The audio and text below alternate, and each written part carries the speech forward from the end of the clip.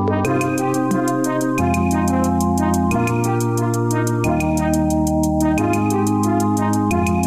David Pakman Show at davidpakman.com.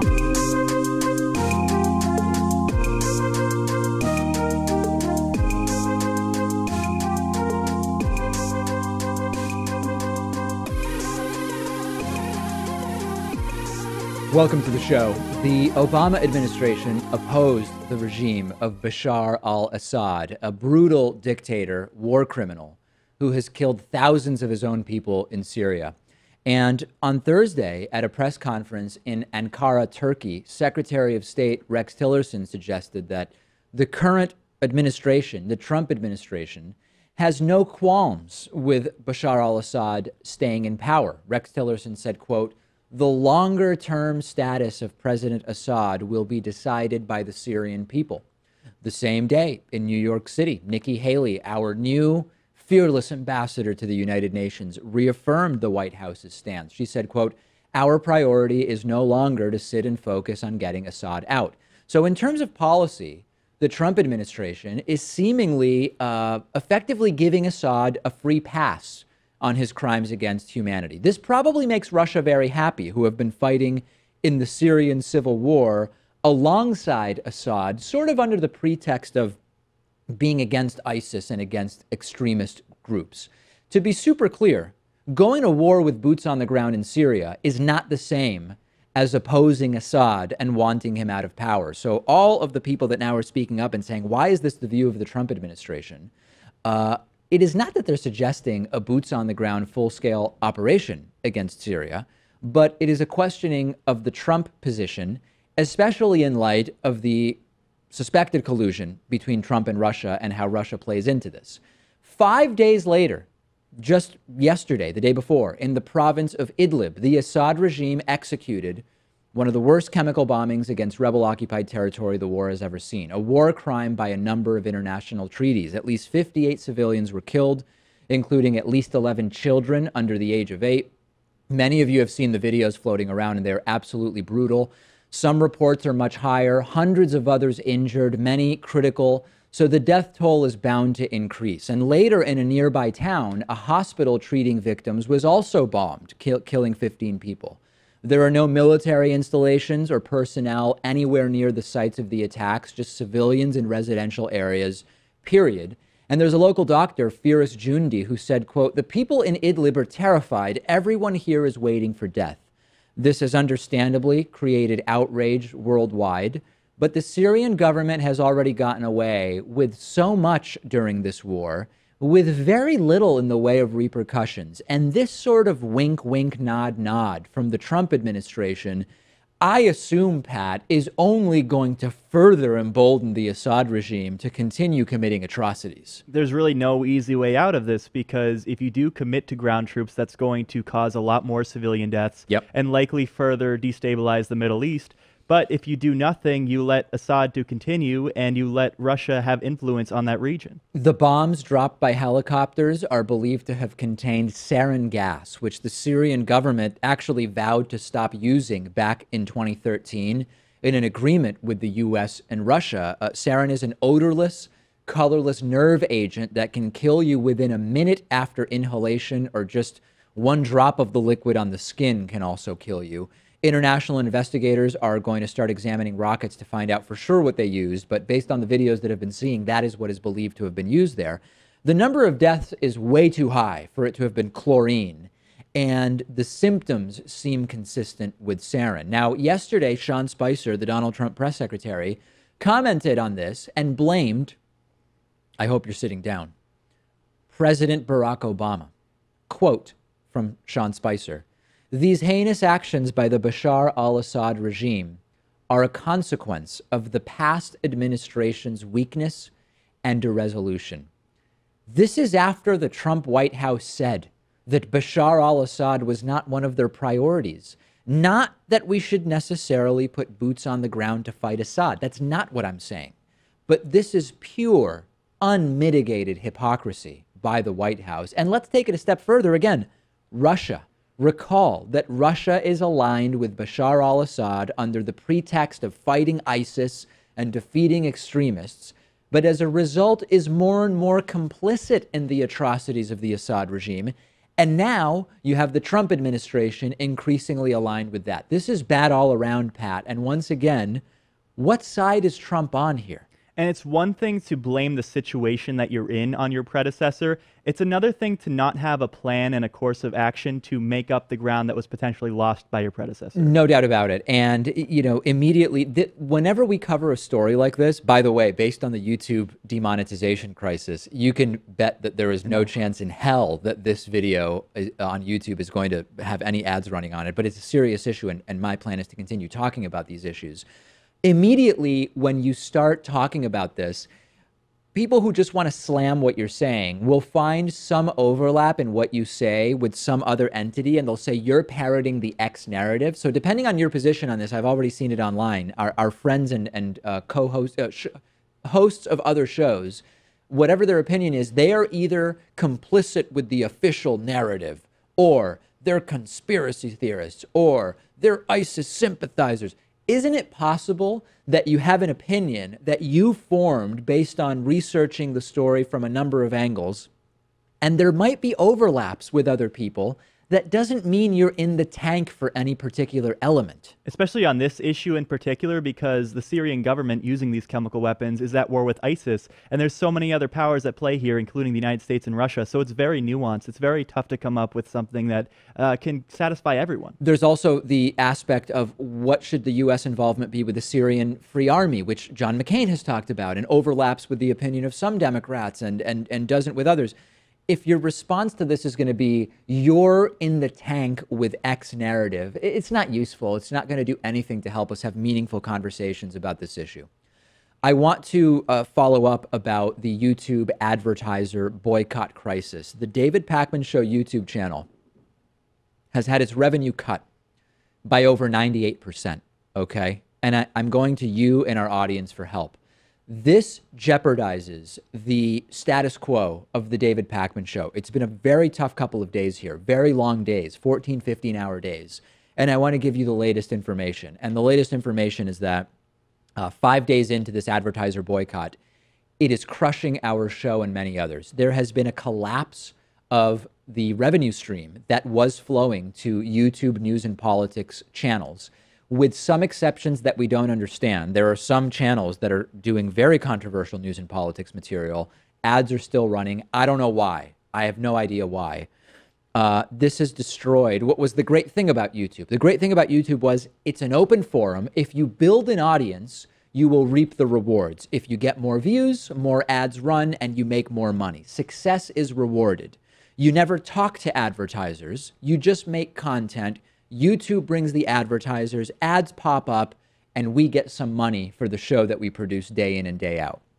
It's also great because advertisers can't influence us. There's no way we could be selling out because we don't even know who we're selling to. The ads that appear from day to day depend not on what we're doing, but they depend on what companies are advertising. In a sense, it's a great system. As long as we're not doing nudity, porn, profanity, or gore, we do our stories, ads pop up, we never talk to the advertisers. And sometimes the ads would be completely counter to the position that we took on the show. Like, sure. We'll criticize a pharmaceutical company, and lo and behold, there's a pharmaceutical company advertisement before the video. Or we do a video in favor of gun control, and an ad for an anti-gun control group pops up. And that's because we are not in any way coordinating with the positions of the advertisers. What happened is that some tiny YouTube channels had ads run that, due to error, just skirted YouTube's filter system, and some Coke ads appeared on racist videos. There's a handful of examples.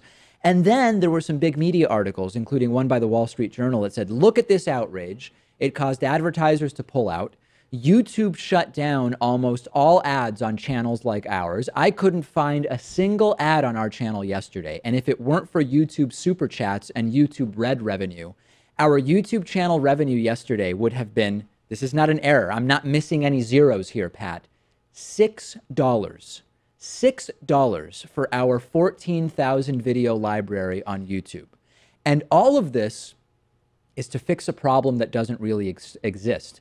This ad boycott made YouTube create an algorithm that is insanely strict, right? Almost anything we discuss is too controversial for monetization. If we're activating against anti-Semitism, if we're activating against religious discrimination or against ISIS, the mere mention of religion or Judaism or Christianity or Islam or ISIS makes it so that the videos don't earn money. At first, I thought the cut to our revenue was about 80%. Then I thought, oh, you know, it looks like it's about 85%. Then I said, you know, it looks like 90% of our revenue has been cut. The truth is that 95 to 98% of our revenue has disappeared effectively overnight. For people who are watching, if you look at the most recent 4 days, it looks like zero. It looks like we have earned zero because we effectively have. Again, yesterday, the YouTube channel from ad revenue making $6. The proof is right there in front of you.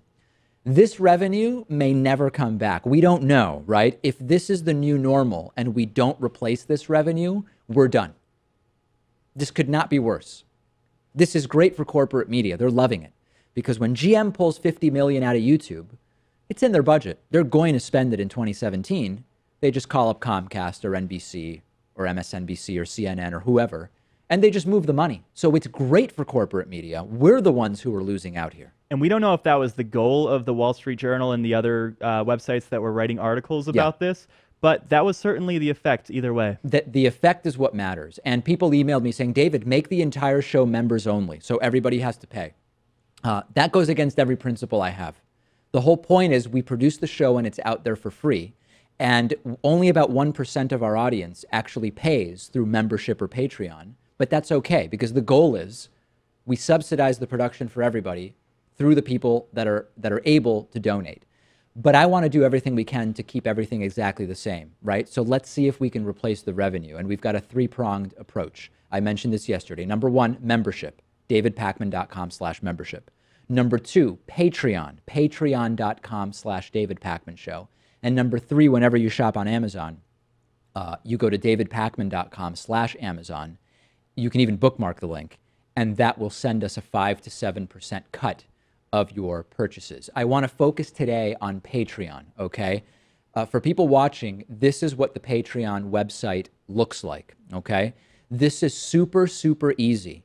You just go to patreon.com/davidpakmanshow and you click become a patron. We started with something like 40 patrons. We got to about 150 patrons. During a YouTube live stream last night, we got all the way up to 275 patrons. And as of an hour or two ago, we had surpassed 350 patrons. Because this is growing, and we can keep this up for a second, Pat, and because membership is growing, I am starting to think we might be able to actually do this. If we do not replace the lost revenue, we are screwed, period. And many people have found eye-opening when I mentioned that of our entire audience, we estimate that only about 1% of the audience actually contributes financially. And I said, if we can move that to 2.5 or 3%, we eliminate the need for a single dollar from YouTube. And so that's why I'm encouraging you. Membership is sort of like the insider's way to support the show, and you get benefits and perks in the bonus show.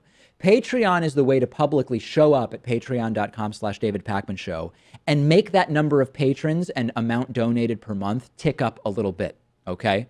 Even if it's just $1 or $2. Please go to patreon.com/davidpakmanshow. The goal is to get to 500 patrons. And patron's sort of a word for donor. We're closing in on 400. I want to get to 500. That's the next goal. Please throw in what you can. And just as a message of hope, we've had a lot of people call in saying, I am increasing my contributions. Here's one caller who said that. Hey, David. This is Greg from Connecticut. Just signed up for the membership at your website after seeing your story about the YouTube advertisers boycott. I know I probably speak for a lot of people when I say that shows like yours are kind of the only sense one can find today in these troubled times, and I look forward to getting more content from you in the future and hopefully supporting everything that you do. Thank you. Bye. I'm inspired by these calls that have been coming in. Here's one other caller who had a similar feeling about the whole thing.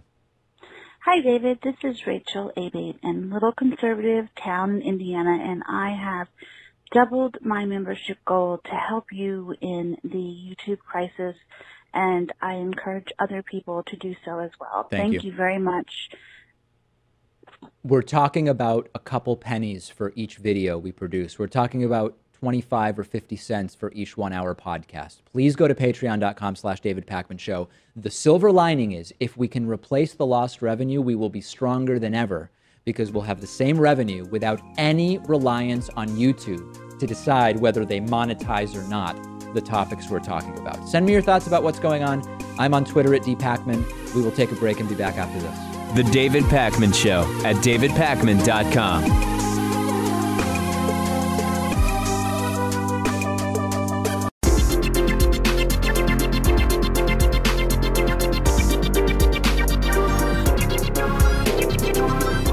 The David Pakman Show at davidpakman.com. Today's new member of the day wants to be identified only as Peggy.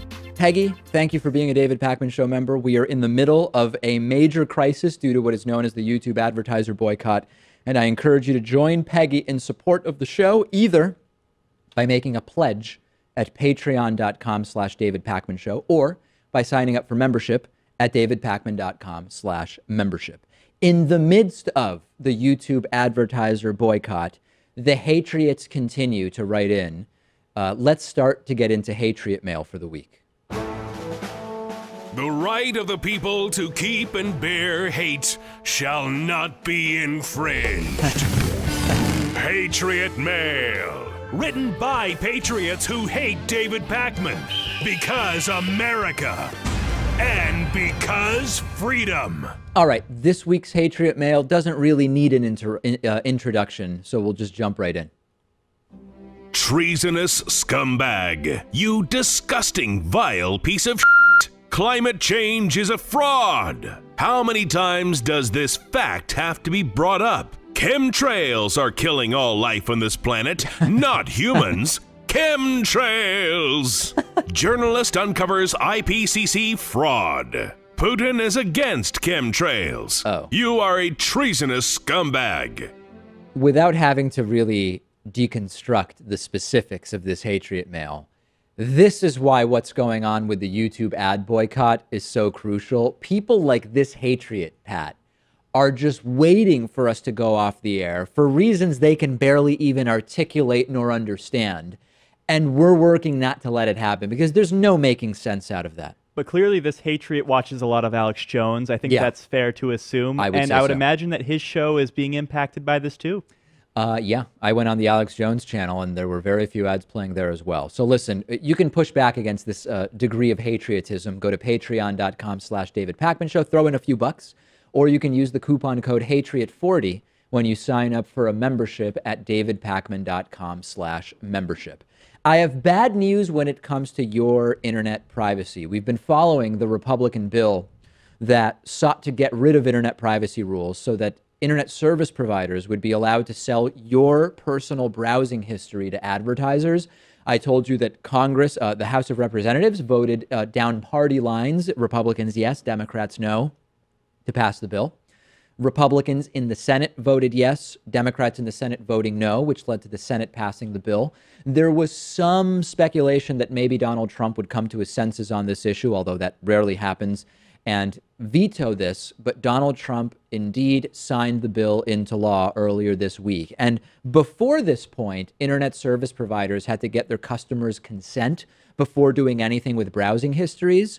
But now internet service providers, who already have a lot of power and opportunities to coax money out of people, now they can do almost anything they want with your browsing history. And people have been writing to me saying, David, I'll just clear my browsing history. Oh, no, no, no, no, no. This is not about the locally stored in your browser browsing history. This is the fact that your internet service provider knows every single website you visit because, after all, you're communicating to the internet through them. And using Google Chrome is not going to work on this one. Yeah, incognito mode on Google Chrome is not going to solve the problem. And this was another one of those congressional reviews which have been allowing Congress to undo regulations that were put in place during and towards the end of the Obama presidency. Before Donald Trump became president, this process had been used once ever, okay, to undo a Bill Clinton labor regulation in 2001. Since Donald Trump has been president, congressional Republicans have gone wild with congressional reviews, using this mechanism 11 times to undo Obama-era regulations. They say, hey, it's small government.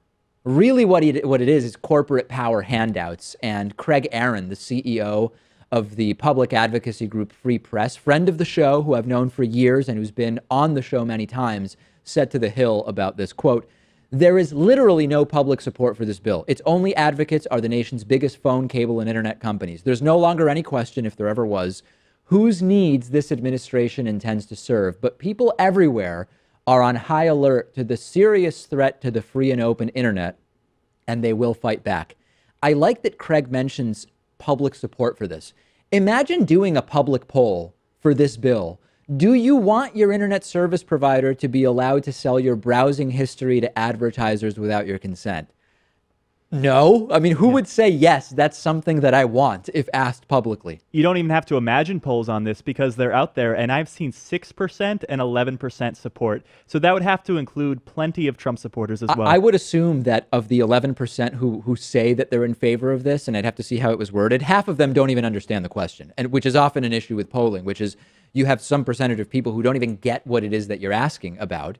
And I still don't see how not a single Republican in either House of Congress, the House of Representatives, or the Senate could have said, I'm going to be against this. We know that many of these elected officials have been influenced significantly by the cable lobbies and the industry. Republicans have given the pretext that, oh, well, Google and Facebook collect information on people. So why is it different if the ISP does it?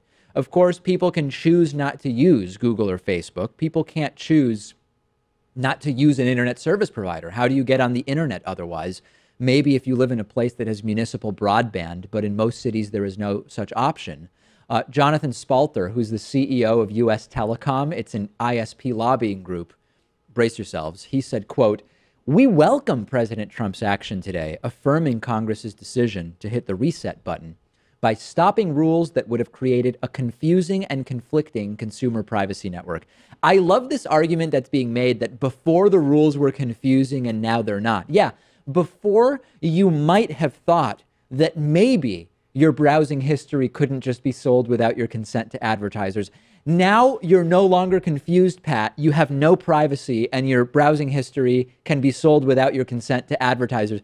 That's the argument some of these defenders are making. Like, now we know that whatever website you look at could be bought by advertisers. Finally, our day has come. You know, it's funny. Usually when Donald Trump signs a bill or an executive order, he does so in public in front of a photo op, and he shows off the bill as if it's some sort of trophy. This was done behind closed doors. He didn't want anyone to know about this. This is not one that he's having a big public ceremony for. This is not even one that he'll do the ceremony for and then forget to sign it and walk out, attracting even more attention to it, as we talked about earlier this week. This is one that they're not going to mention.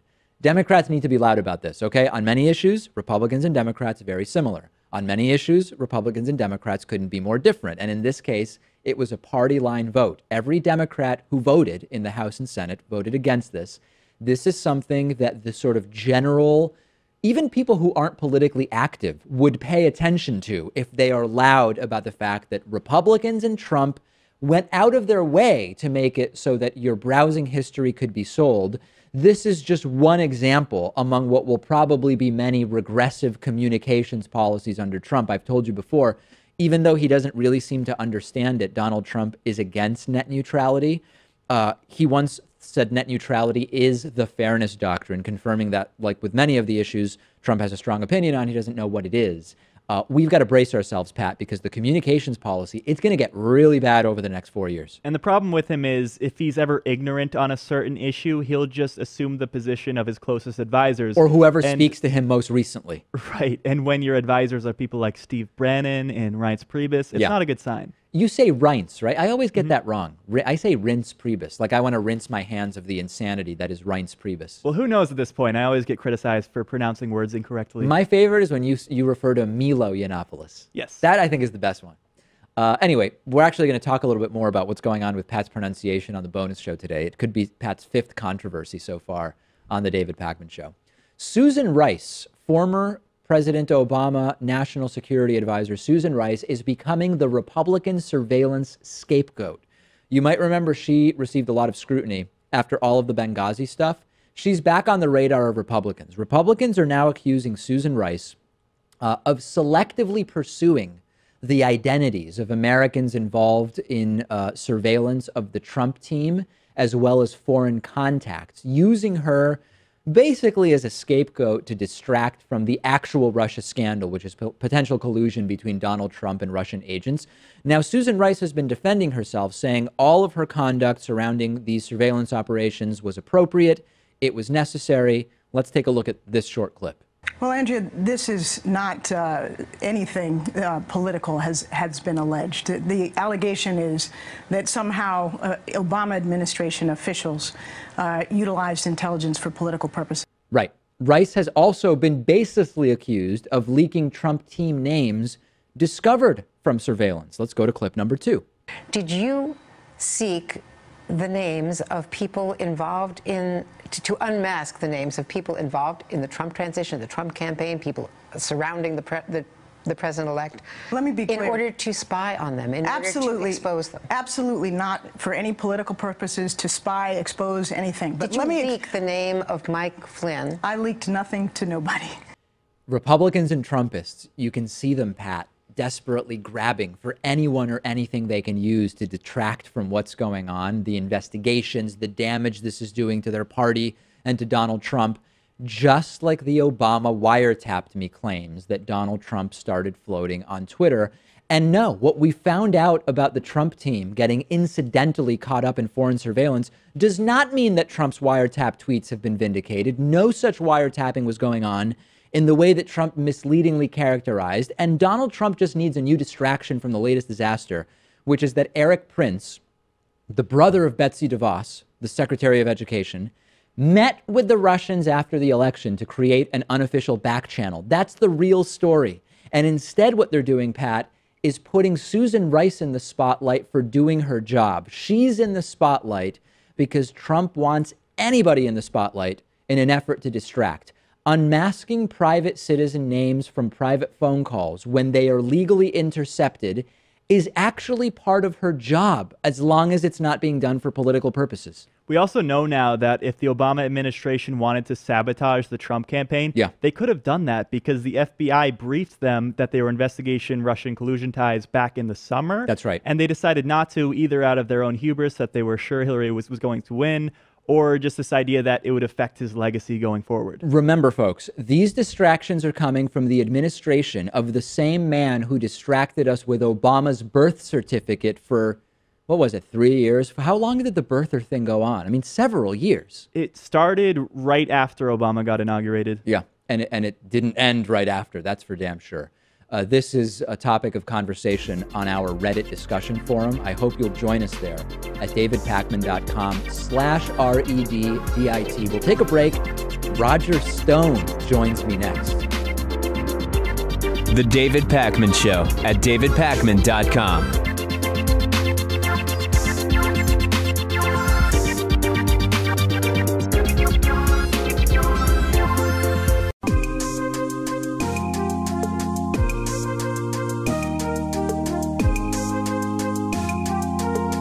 Welcome back to the David Pakman Show. I'm joined today by Roger Stone, who is a political consultant, New York Times bestselling author, and author of the new book, The Making of the President 2016, How Donald Trump Orchestrated a Revolution. Roger, you're an in-demand guy these days. It seems everybody, including people in government, want to talk to you. Did you predict that everything surrounding what is now going on with this presidency would blow up in the way that it has, and that you'd be such a part of it? Well, in my book, The Making of the President 2016, I really went out of my way to lay the groundwork to expose this myth that Donald Trump's campaign somehow colluded with or was assisted by the Russians. It's all there in chapter and verse. And of course, it requires some update with the new inferences by members of Congress who have inaccurately and falsely accused me of such collusion, for which there is no evidence whatsoever, certainly no evidence that would ever stand up in a U.S. court of law.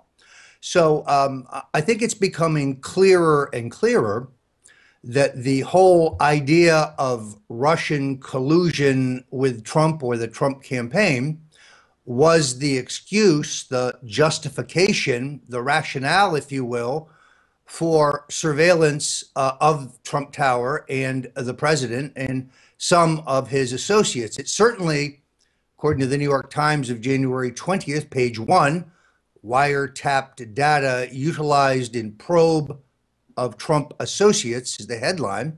That would be me. That my conversations with Donald Trump were most certainly monitored during the fall of last year. Well, now let's dig into that a little bit, right? Because at the center of a lot of this is the allegation made by Devin Nunes, who, of course, is in charge of the House investigation into potential collusion between Trump and Russia. What he alleged, and whether it's true remains to be seen, is that in surveillance by American intelligence agencies of foreign entities, that there were Trump associates picked up because they were in communication with those foreign entities. That's very different than surveillance of conversations between you and the president, which I've not seen any evidence for. Well, the evidence, of course, would be that all of my communications were monitored, email, according to the January 30th New York Times cell phone conversations. So there, by definition, my conversations, whether it was with reporters or my wife or Donald Trump, candidate for president, were in fact monitored. I also don't think we're at the end of this scandal. As I have written, the Operation Dragnet that was put in place by the NSA right after 9/11 has monitored a substantial number of Americans' phone calls. And the records indicate, coming from a federal lawsuit in Arizona, that Donald Trump was among those being surveilled. So I think this is a developing story. What Chairman Nunes showed us was disturbing because, to be very clear, the FBI director, Mr. Comey, and Admiral Rogers, the NSA director, both said under oath there was no surveillance going on at Trump Tower. And of course, that now proves to be false. But it doesn't really, because if someone at Trump Tower was being surveilled because they were in contact with a foreign entity that was being surveilled, that's very different than surveillance of Trump Tower itself. And I'm wondering if there's a sort of semantic game being employed here to muddy the waters. I don't agree. Surveillance is surveillance. I think we're going to learn that there was more surveillance than we've been told. Like you, I also have sources, and I'm working this story very hard. So let's let that play out. Okay. I go back to this simple question, which is, if you look at the Times of the 20th, and again on the 30th, intelligence sources tell the Times that they have email transmissions, they have copies of financial documents, and then on the 30th, they add transcripts of telephone intercepts between Trump associates and some Russian contact. As far as I am concerned, I'd like to see them, because in my case, they do not exist. Okay, that's fair. And let's focus then. Let's wait for that to play out and focus on what's happened so far. I'm genuinely curious, as one of Donald Trump's closest confidants. I don't know how often you speak to him now, but at least at one point, why do you believe that if there is nothing to hide with regard to the Russia connections and alleged collusion, why do you believe that so many people have been caught lying about meetings with Russian associates? And I'm not making this list for you. I know you know it, but for our audience, this involves disgraced National Security Advisor Michael Flynn's lies about the content of communications with Russian Ambassador Sergei Kislyak. This includes Jeff Sessions and what we now know to have been 2 or 3 meetings with that same ambassador. You could include Carter Page, Jared Kushner, etc. Aside from whether or not you believe there was collusion, how do you explain the lies? Well, I don't have to explain them, because I am none of those people. I can't tell you what General Flynn may or may not have done. I tend to believe Paul Manafort, who I've known for over 40 years, was a usher in my wedding. We both come from Connecticut. We were active in college and then later young Republicans. I choose to believe that he also had no collusion or contacts with the Russians. The fact that he had a contract with a Russian oligarch that ended in 2009, an oligarch, by the way, who met privately with John McCain while he was running for president, does not prove collusion in this campaign. Okay, but we have to explore that in detail, though, Roger. We've got to dig into that in detail because you're on record. I mean, on August 15th on the Alex Jones show, which is a whole other set of conversations and questions we could have, you said that Paul Manafort has never worked for the Ukrainian government or for the Russian government. You said on August 18th on Breitbart News Daily. And that is still accurate. And that is still accurate. Well, only if you want to play a very muddy semantic game, because it's widely known now that he had multiple contracts furthering Russian interests. And I believe that only if you are going in a semantic direction is that true. You've been proven to have either you didn't know or you lied about that. I have to disagree with you. First of all, Russian government is very specific. That's the Russian state. You made reference to multiple contracts. I only have read about one with this fella, Deripaska, which I was not aware of at the time, but I still don't think it proves Russian collusion. So, no, but again, Roger, I wasn't lying. I was very precise in my language. If we want to look at precise language, you did tweet on October 31st that Paul Manafort has no Russian ties. That's different than saying he wasn't working for the Russian government. Again, having a $10 million contract is a tie, is it not? I would concede that. And look, let he who is without sin cast the first stone. Well, but that aside, when you made that tweet on October 31st, was it a lie or did you not know? Clearly, I didn't know about the Deripaska story because if I had, I would not have said that. At the same time, I still think his relationship with Deripaska does not constitute collusion during the 2016 campaign when the contract ended in 2009. Okay. We are now starting to hear from some Democrats exclusively at this point that they believe ultimately some of the individuals associated with what they believe is collusion or coordination with Russia will end up in jail or prison in the United States. Well, what's your reaction? Do you think everybody's going to get off scot-free here?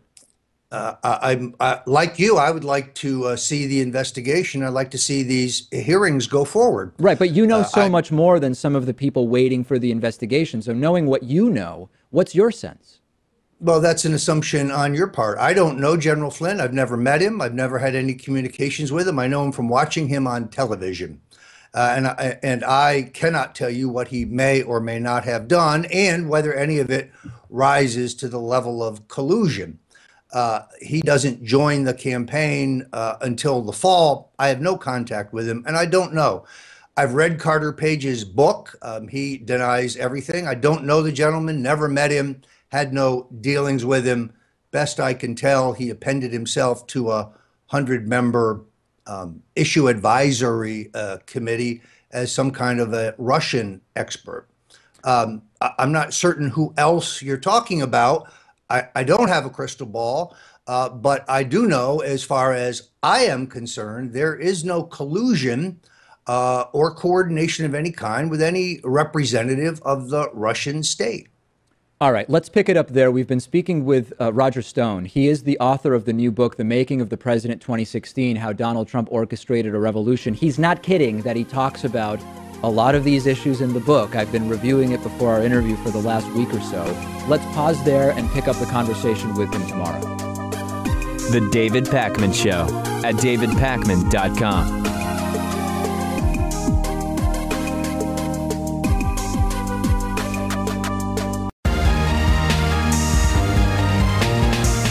The David Pakman Show at davidpakman.com.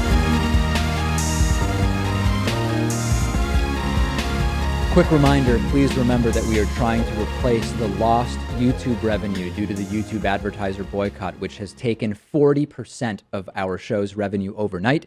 We have launched a Patreon page, patreon.com/David Pakman Show. Take a look. We are targeting 500 patrons. That's our immediate goal. We've been discussing the ideas that lawmakers should maybe be hesitant to confirm a Supreme Court justice nominated by a president that may or may not have colluded with a foreign adversary to become president. That foreign power, of course, being Russia. Senator Elizabeth Warren recently tweeted, senator from here in Massachusetts, Neil Gorsuch is up for a lifetime appointment to the Supreme Court from a president whose campaign is under FBI investigation. Now, Democratic Connecticut Senator Richard Blumenthal, a member of the Senate Judiciary Committee, said that he will not vote for Supreme Court nominee Neil Gorsuch because of what he is calling a, quote, looming possible impeachment of Trump. As far as I know, Pat, this is the first real direct reference to possible impeachment of Trump from a senator that I'm aware of anyway. Right. The other Democrats seem to be going down the road of contesting Neil Gorsuch because of how the Republicans treated Merrick Garland or just on Neil Gorsuch's own merits. Sure. This is the first time we know of connecting it to the Russia investigation. This affected Blumenthal's vote at the Senate Judiciary Committee's meeting earlier this week to decide whether or not to send the nomination to the full Senate. It will clearly affect his vote on Friday when the nomination is put in front of the entire Senate. And Blumenthal wrote in an editorial for a Connecticut newspaper that, quote, the independence of our judicial branch has never been more threatened or more important. The possibility of a Supreme Court needing to enforce a subpoena against the President of the United States is far from idle speculation. It has happened before in United States v. Nixon. Blumenthal cited Republicans' treatment of Merrick Garland last year as yet another reason why he's voting against the nomination, as Pat mentioned there, that other Democratic senators have done, and rightly so, as I've been saying. Since Donald Trump has already filed for the 2020 election, we should actually consider the election to have already started and therefore say, hey, you know what? We're in the middle of an election, Pat. We can't just confirm a Supreme Court justice in the middle of an election. Now, that is a point that I like and I agree with. And as we talked about yesterday, Democrats now have enough votes to filibuster and block Gorsuch's nomination, confirmation rather. This will probably cause Republicans to use what's known as the nuclear option, which would change the Supreme Court nominating rules so that a filibuster would be ineffective, changing the requirement for 60 votes in the Senate to only a simple majority of 51 votes. Mitch McConnell and Republicans are acting like the use of the nuclear option would be the fault of Democrats. Like, hey, listen, Democrats are going to force us to change the rules. They refused to schedule a hearing for a nominee, Merrick Garland, and that is way worse than filibustering. Republicans caused this situation to begin with, Pat, and now they're saying, well, this is just the fault of the Democrats. And unfortunately, because people have lives and jobs, many people are not understanding that the problem Republicans are claiming to need to solve is a problem they created. And now the Democrats have to respond in kind. There's no alternative. And the problem is, honestly, they're fighting a losing effort because even though they're able to filibuster and force the nuclear option, they're just going to be able to pass Gorsuch with a simple majority. Filibustering is reasonable logically, given the circumstances. Half the government is investigating Trump. Gorsuch holds some pretty backwards principles, and Merrick Garland should have been given a hearing. But more than likely, producer Pat, vegan producer Pat, as he is increasingly known, is right. This will probably end up being sort of a futile effort. But I still don't think that that means Democrats shouldn't do it. I still think they should. The blame here is on Republicans. Once again, Republicans said, hey, it's Obama's last year. We'll wait for the next president. They threw out whatever you would consider standard operating procedure. It is open game as I see it. Here's what you can do in the audience. Contact Richard Blumenthal and contact your senators if you don't live in Connecticut. Congratulate Blumenthal. You can call his office at 202-224-2823. Tell him he's doing the right thing. But also tell your senators you want them to join Blumenthal and not only vote against the nomination, but vote against the changing of the rules, the so-called nuclear option. If you don't know who to call, go to whoismyrepresentative.com to find the contact info for all of your elected officials. We already know that when Donald Trump was elected, he promised to cut ties with his businesses by putting them into a blind trust. We found out he didn't even know what a blind trust was, but he went back on that promise. He instead turned some of the businesses over to his children. He still is getting financial reports from the kids. And the big thing is that Donald Trump didn't divest from his companies like other presidents have done. And that would be really the way to avoid conflicts of interest. So it doesn't actually matter how much Trump knows about what's going on at his businesses. He still knows that these hotels he has are in the family. He knows about the other businesses. And remember this total charade of a press conference a week before the inauguration, which was meant to sort of assuage our fears about possible conflicts of interest. Remember this thing? President-elect Trump wants there to be no doubt in the minds of the American public that he is completely isolating himself from his business interests. These papers are all just a piece of the many, many companies that are being put into trust to be run by my two sons. And I hope at the end of 8 years, I'll come back and I'll say, oh, you did a good job. Otherwise, if they do a bad job, I'll say, you're fired. Goodbye, everybody. Goodbye. Yeah, I'm sure after 8 years, Pat, he'll just be shocked to find out all the stuff that happened while he was president, or 4 years. He's not going to have any idea, right? It's hard to believe that Donald Trump's sons, Don and Eric, aren't updating him on the state of the businesses. So that's what we knew already, okay? Here's the news about this. We now have learned that Donald Trump can also draw money from his business whenever he wants without telling anyone. The General Services Administration released some documents last week, one of which we're putting on the screen for you.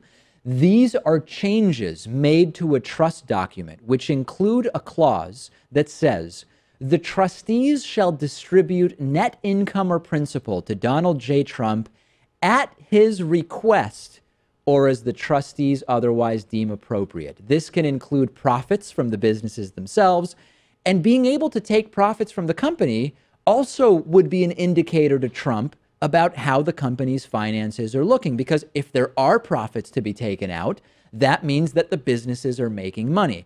And for anyone who thinks, oh, the documents have been like this for a very long time, this is something that the Trumps went back in and added, Trump's kids. They added this language after the inauguration, after Donald Trump did his song and dance about disconnecting himself from his businesses. Frederick Tansil, who's a family estate and trust attorney outside of D.C., he reviewed the documents for ProPublica. He said, quote, it's incredibly broad language. The Trump Organization is a private company. Trump doesn't have to disclose when profits go right into his pocket. They just will go right into his pocket. And Donald Trump is not even required to report or disclose the profits in federal financial disclosures. The only way to see the draws that Trump is taking from his businesses would be, you know where I'm going, Pat, release the tax returns, which, yeah, we know about that already. And this latest story brings up a lot of ethics concerns and conflict of interest angles, but we also know that he's benefiting from the taxpayer, because when he travels to his own resorts or when his family uses his private airplane, the Secret Service has to reimburse those costs, and they go back to Trump. It's a total kleptocracy. And Stephen Rosenthal, who's a senior fellow at the Urban Brookings Tax Policy Center, said, quote, for tax purposes, it's as if the trust doesn't exist at all. It's an entity on paper, nothing more. Eric Trump recently told Forbes that he plans to regularly update Donald Trump about losses and profitability, etc.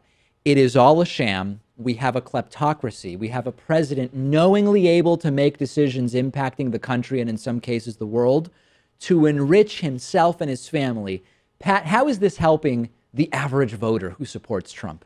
They believed that because Donald Trump made so much money in his businesses that he would be able to use those skills and help the American public. Yeah. We know that he's not only not helping the American public, but he's also enriching himself to this date. And just wait until we reveal the details of Trump's tax reform plan, which might be the next failed disaster of the Trump administration. On today's bonus show, cat chaos is hitting producer Pat. It is scandal number 4 or 5 at this point that Pat is bracing against. Also, are habits that you have just to be safe considered superstitions? I got a few emails from the audience about that. I will update you about the YouTube monetization crisis. Hint, it's a disaster.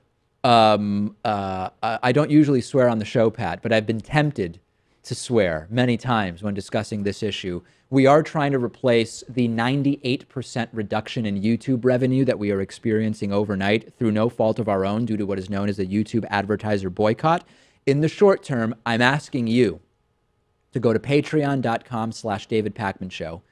Throw in a couple bucks a month. We're trying to get to 500 patrons at patreon.com/David Pakman Show. That's patreon.com/David Pakman Show. And of course, you can become a member at davidpakman.com/membership.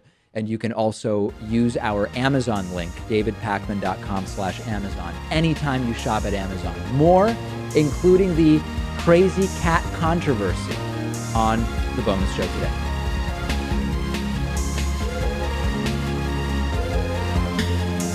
The David Pakman Show at davidpakman.com.